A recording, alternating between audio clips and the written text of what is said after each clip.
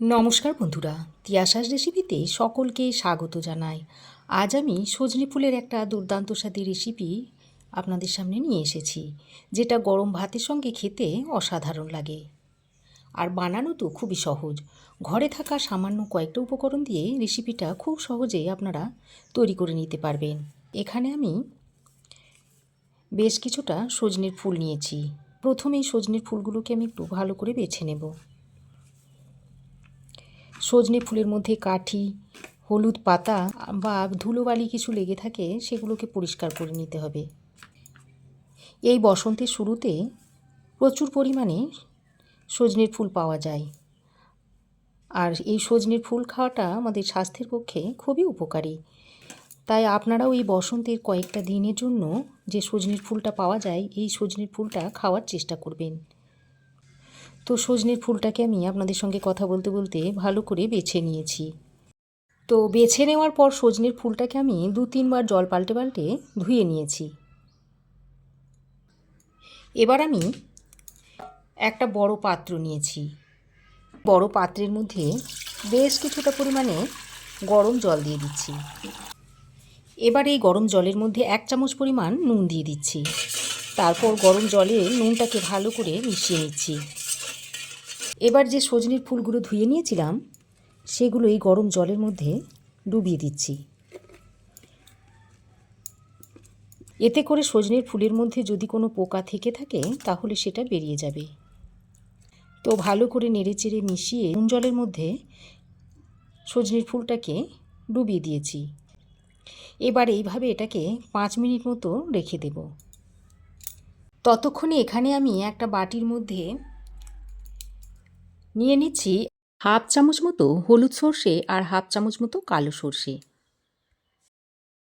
আর সঙ্গে দিয়ে দিচ্ছি 2টো কাঁচা লঙ্কা। তো দেখুন, সর্ষে আর কাঁচা লঙ্কাটাকে আমি এরকম মিহি করে বেটে নিয়েছি। তবে ঝালটা আপনারা আপনাদের প্রয়োজন মতো দিয়ে নেবেন।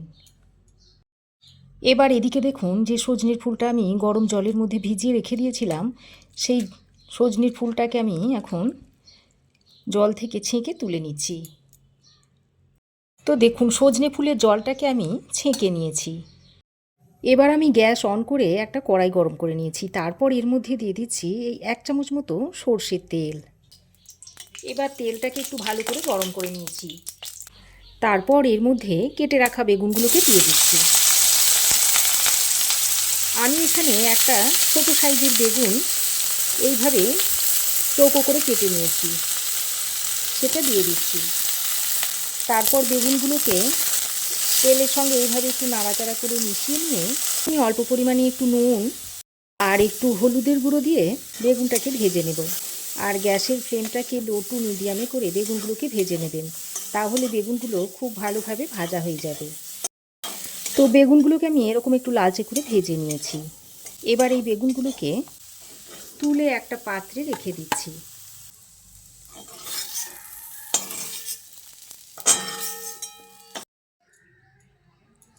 তো বেগুন ভেজে তুলে নেওয়ার পর আরও 1 চামচ মতো সর্ষের তেল দিচ্ছি।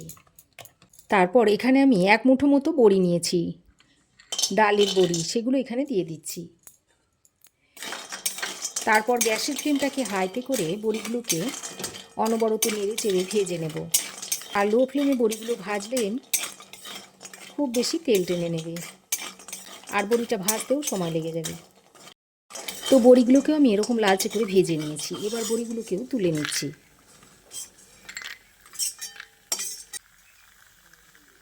এবার আমি আবারও কড়াইটা গরম করে নিয়েছি। তারপর এর মধ্যে দিয়ে দিচ্ছি আরও 1 চামচ মতো সর্ষের তেল। তেল ভালো করে গরম করে নিয়ে এবার এর মধ্যে দিয়ে দিচ্ছি 1/2 চামচ মতো 5 ফোড়ন, আর একটা শুকনো লঙ্কা দিয়ে দিচ্ছি। আর শুকনো লঙ্কাটাকে ফাটিয়ে দিয়েছি। এবার ফোড়নটাকে কয়েক সেকেন্ড ভেজে নিয়ে এর মধ্যে কেটে রাখা আলুগুলো দিয়ে দিচ্ছি। আর আমি এখানে একটা মিডিয়াম সাইজের আলুকে এরকম চৌকো চৌকো করে কেটে নিয়েছি। আর আমি এখানে কাঁচা আলুটা ব্যবহার করেছি, আপনারা চেষ্টা করবেন কাঁচা আলুটা দেওয়ার। এই কাঁচা আলুটা দিয়ে এই রেসিপিটা খেতে খুবই ভালো হয়। আলুটা দিয়ে ফোড়নের সঙ্গে 2-1 বার নাড়াচাড়া করে মিশিয়ে নিয়েছি। তারপর এর মধ্যে পরিমাণ মতো একটু নুন দিয়ে দিচ্ছি, আর অল্প একটু হলুদের গুঁড়ো দিয়ে আলুটাকে বেশ লাল লাল করে ভেজে নেব। তো আলুটাকে আমি বেশ খানিকক্ষণ এরকম একটু রং ধরিয়ে ভেজে নিয়েছি। এবার আমি এখানে একটা মিডিয়াম সাইজের কুচনো টমেটো, ছোটো সাইজের কুচনো টমেটো দিয়ে দিচ্ছি। টমেটোটা দিয়ে আলুর সঙ্গে আরও কিছুক্ষণ নেড়ে চেড়ে ভেজে নিতে হবে। এবার আমি একটা ঢাকনা লাগিয়ে আলু আর টমেটোটাকে বেশ কিছুক্ষণ কষিয়ে নেব। ঢাকা দিয়ে আমি প্রায় 3-4 মিনিট মতো আলু আর টমেটোটাকে কষিয়ে নিয়েছি। আর টমেটো দেখুন গলে গেছে। এবার আমি যে সজনের ফুলটা গরম জল থেকে ছেঁকে তুলে রেখেছিলাম এটা এর মধ্যে দিয়ে দিচ্ছি। তারপর সজনের ফুলটাকে আলু ও টমেটোর সঙ্গে খুব ভালো করে নেড়ে চেড়ে মিশিয়ে নিচ্ছি। তো বন্ধুরা, সজনে ফুলের রেসিপি তো আপনারাও অনেকভাবেই খেয়েছেন। একবার এই রকম করে আমার মতো পদ্ধতিতে তৈরি করে খেয়ে দেখুন, আশা করছি আপনাদেরও ভালো লাগবে। তো সজনের ফুলটা দিয়ে আলু ও টমেটোর সঙ্গে বেশ কিছুক্ষণ নেড়ে চেড়ে মিশিয়ে নিয়েছি। আর সজনের ফুলটা দেখুন অনেকটাই কমে গেছে। এবার আমি এর মধ্যে যে কাঁচা লঙ্কা আর সর্ষেটা বেটে রেখেছিলাম সেটা দিয়ে দিচ্ছি। আর সঙ্গে সামান্য পরিমাণে মশলার বাটিটা ধুয়ে জল দিয়ে দিচ্ছি। তারপর আবারও সব কিছুকে একসঙ্গে নেড়ে চেড়ে মিশিয়ে নিচ্ছি।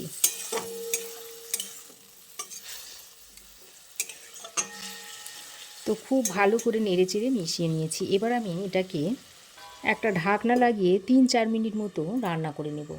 ওদিকে রান্নাটা হতে হতে এদিকে আমি গ্যাসের একটা অন্য বার্নারে একটা তড়কা প্যান বসিয়ে দিয়েছি।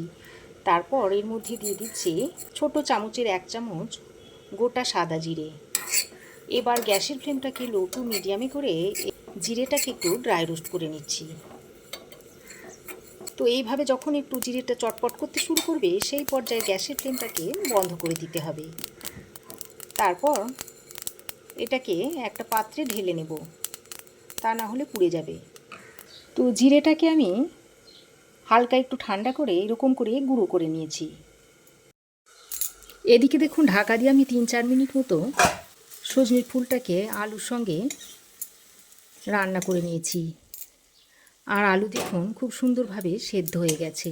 এবার আমি এই পর্যায়ে ভেজে রাখা বেগুনগুলোকে দিয়ে দিচ্ছি। ভাজা বেগুনগুলো দিয়ে সজনে ফুলের সঙ্গে আবারও ভালো করে নেড়ে চেড়ে মিশিয়ে নিচ্ছি।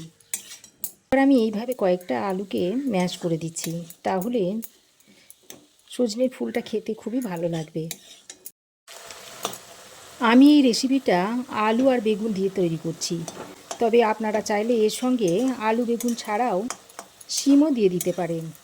তো দেখুন বেশ কয়েকটা আলু আমি ম্যাশ করে দিয়েছি, আর দেখুন তরকারিটা অনেকটাই মাখো মাখো হয়ে এসেছে। এবার আমি যে বড়িগুলো ভেজে রেখেছিলাম সেইগুলো এইভাবে হাতের সাহায্যে অল্প কয়েকটা এইভাবে ভেঙে ভেঙে দিচ্ছি।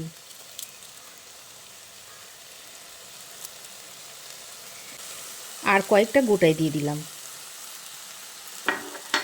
তারপর আবারও ভালো করে নেড়ে চেড়ে মিশিয়ে নিচ্ছি। এবার আমি স্বাদের ব্যালেন্সের জন্য এর মধ্যে অল্প একটু চিনি দিয়ে দিচ্ছি।